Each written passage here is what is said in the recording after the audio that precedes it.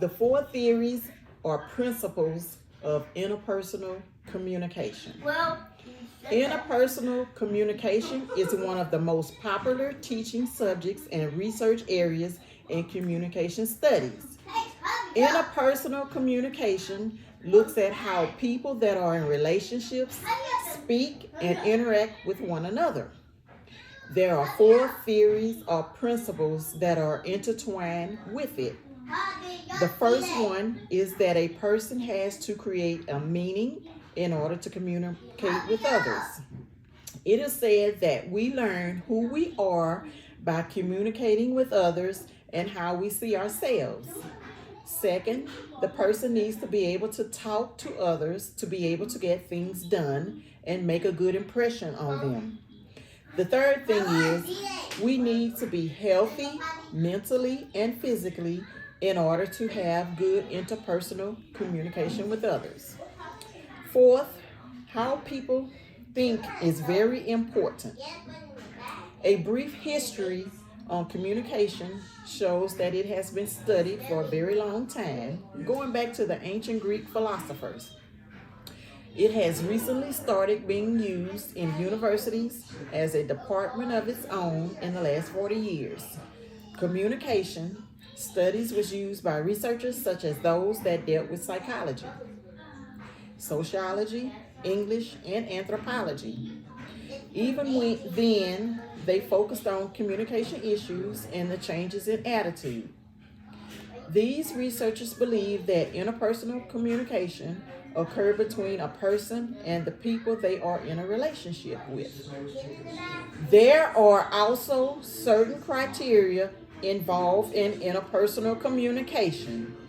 Numerical, which deals with the amount of people that are involved in the interaction.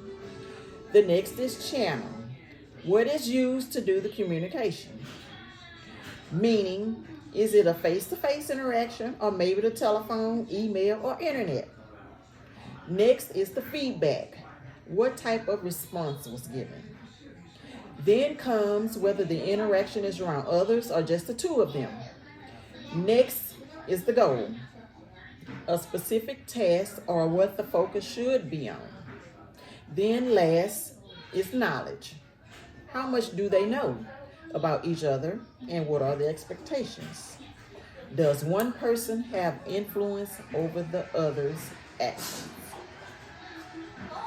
Most people use interpersonal communication in their everyday profession when interacting with others, whether it be handling a complaint, dealing with a boss, dealing with friends and their issues, or even dealing with a patient in a hospital setting.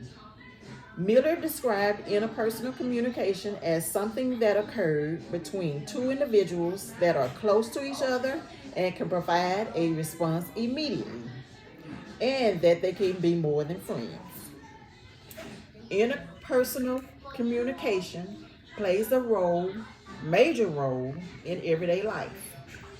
It can help us form a relationship with others, and these relationships help us grow as individuals. It has been said that to have a successful relationship is communicating honestly, be very open with each other, and this would have to come in very handy with my ex. If he would have applied this tactic of communication with me, we maybe would still be together to this day. But what I have learned from this is that if we both utilize interpersonal communication, things would have had a better outcome for our relationship. The relationships that we develop with others contribute to how we grow and learn as we mature. It is also best if we communicate open and honestly with the other about our feelings. As a nurse in the healthcare field, communication interactions occur all the time in an interpersonal level. Interpersonal communication can help the healthcare workers lead to better communication with their patients. Many interpersonal communication theories have been looked and applied to healthcare communication. In healthcare communication, research is used to understand, explain, and predict health issues and their behaviors of individuals. Part of this interaction with the patient and provider is social, but it is different from when it is a social outing from a group of friends or family.